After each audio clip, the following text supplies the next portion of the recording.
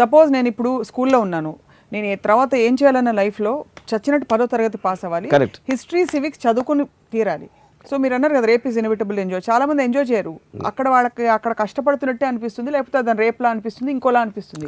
అది ఎంజాయ్ చేయడం బెటరా, దాన్ని పక్కన పెట్టేసి today I declare my freedom I wear the consequences అనుకోవడం బెటరా? Practically I'm asking. Both of them are equal నా ఒపీనియన్లో.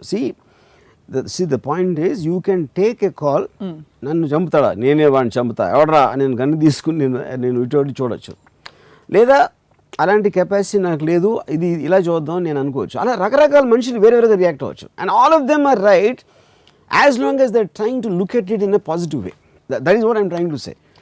ఇప్పుడు హార్డ్ వర్క్కి నాకు వెరీ సింపుల్ డెఫినేషన్, మీరు చేసే పని మీకు నచ్చక చెయ్యాలరా, చెయ్యక తప్పదు అనే మైండ్ స్టేట్లో చేయటానికి, దాన్ని ఎంజాయ్ చేస్తా చేయటానికి ఉన్న ప్రైమరీ డిఫరెన్స్ ఒకటి నేను మాట్లాడుతాను. సో ఒకవేళ అలాంటి స్థితికి నేను వచ్చాను అనుకోండి, నేను కానీ మా సుధాకర్ గారు కానీ ఎవరో, సో ఏం చేయాలి అంటే, ఫర్ ఎగ్జాంపుల్ ఏదో ఒక షాప్ పెట్టుకున్నాం, కిరాణా షాపు, ఒక 4 ఏళ్ళాక బోర్ కొట్టేసింది, నేనేమిటి అసలు నాకు చిప్స్ ప్యాకెట్ అమ్ముకుంటూ నాకు బోర్ కొడుతుంది, ఏం చేయాలి? అప్పుడు షాప్ మూసుకుని వెళ్ళిపోవాలా? నెక్స్ట్ ఏం చేయాలో ఆలోచించాలా ప్రాక్టికల్గా? ఒకటి, మీరు చేస్తున్న వర్క్ నుంచి మీకు వేరే వర్క్ మీద మీకు ఇంట్రెస్ట్ కలిగినప్పుడు ఆ కంపారిటివ్ లెవెల్లో మీరు తీసుకుని, ఉదాహరణకి నేను వీడియో లైబ్రరీ పెట్టిన తర్వాత I was financially well of. అప్పుడు నేను సినిమాలో డైరెక్షన్ ఛాన్స్ కోసం నా ఆబ్జెక్టివ్ ఉంది కాబట్టి దీనిని పక్కన పడేసి I went in to that. అది అయిపోయిన తర్వాత I wanted to do Hindi, or I want do some kind of film.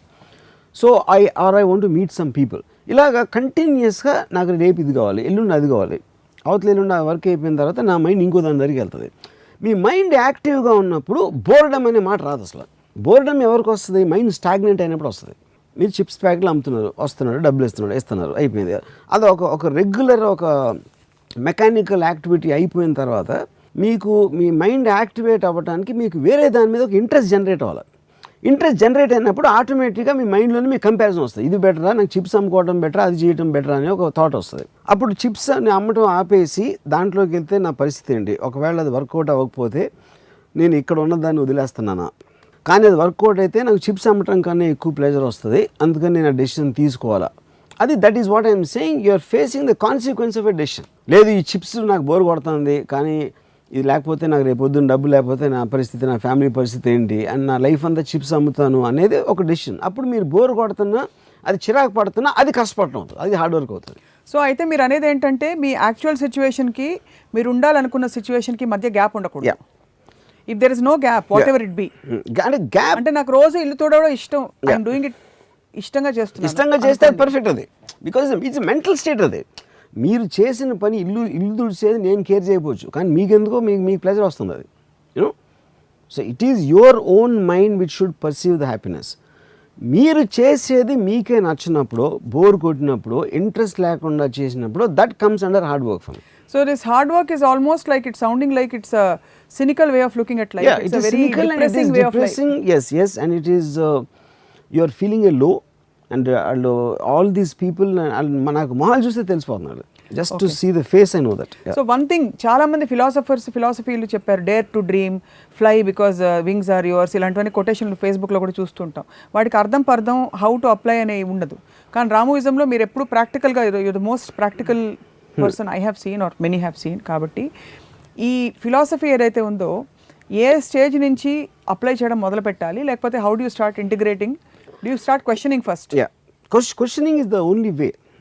Like I was mentioning Ayn Rand's thing, ఎప్పుడైతే ఇఫ్ యు ఆర్, ఇప్పుడు ఫర్ ఎగ్జాంపుల్ ఇఫ్ మా గ్రాండ్ మదర్ గాడ్ గురించి, God అంటే ఏంటి అని అడగటంలో ఒక ఆస్పెక్ట్ ఉంటుంది హ్యూమన్ బీయింగ్కి.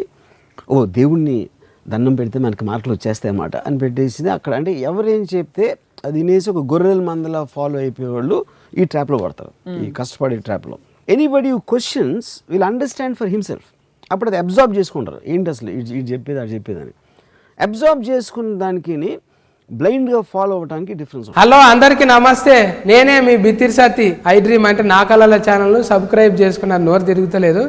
మీరు ఎప్పటికీ ఫాలో కండి. ఆ గంట గుర్తు మీద వస్తే మీకు హాఫ్ డేట్లు అన్నీ వస్తాయి. హాఫ్ డేట్లే వస్తాయా, ఫుల్ డేట్లు వస్తాయన్నా? అన్నీ వస్తాయి కదా. ఆ ఫుల్ డేట్లు వస్తాయంట.